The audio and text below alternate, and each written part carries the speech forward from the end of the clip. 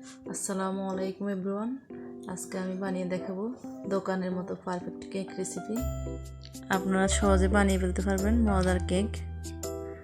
এখন আমি আপনাদেরকে কেক বানিয়ে দেখাবো। এখন প্রথমে 1.5 কাপ ময়দা দিয়ে দিব, তারপর দিয়ে দিব বেকিং পাউডার 1.5 চা চামচ। এখন দিয়ে দিব গুঁড়া দুধ 3 চামচ গুঁড়া দুধ। আপনার সাইডে গুঁড়া দুধের পরিমাণ বেশি এবং কম করে দিতে পারেন। গুঁড়া দুধের পরিমাণ বেশি হলে কেকের টেস্টটা ভালো আসবে।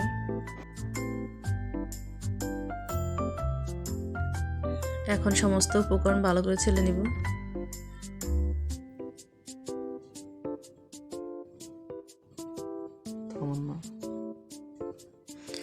এখন দিয়ে দিব 1 কাপ চিনি। চিনির পরিমাণ আপনারা কম বেশি দিতে পারেন। এখন দিয়ে দিব 3টা ডিম। ডিমগুলো নর্মাল টেম্পারেচারে রাখার দিন দিতে হবে। ফ্রিজ থেকে কমপক্ষে 1 ঘন্টা আগে বের করে নিতে হবে।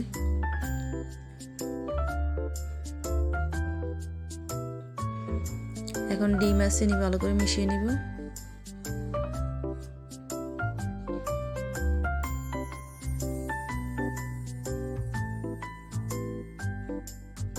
এখন দিয়ে দিব 1/2 কাপ তেল।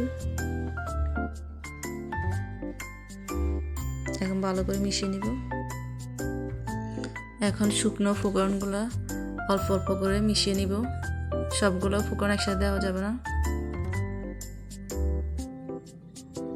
আলতো করে নেড়ে চেড়ে মিশিয়ে নিব।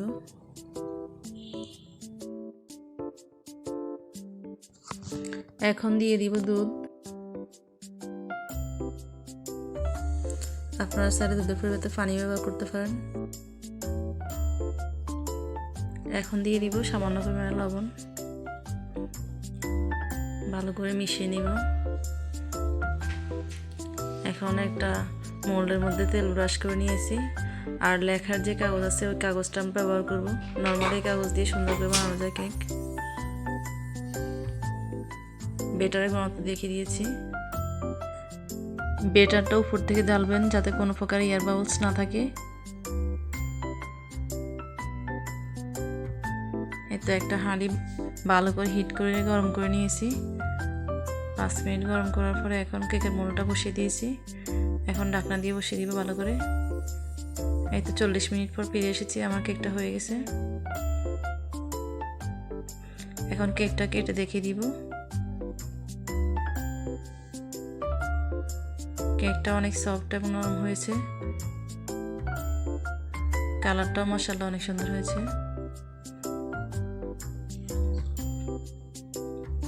যদি আমার ভিডিওটি ভালো লেগে থাকে তাহলে সবাই ফলো দিয়ে পাশে থাকবেন এবং লাইক কমেন্টস করে জানাবেন। যারা আমার ভিডিওটি দেখেছেন সবাইকে অসংখ্য ধন্যবাদ। আল্লাহ হাফেজ।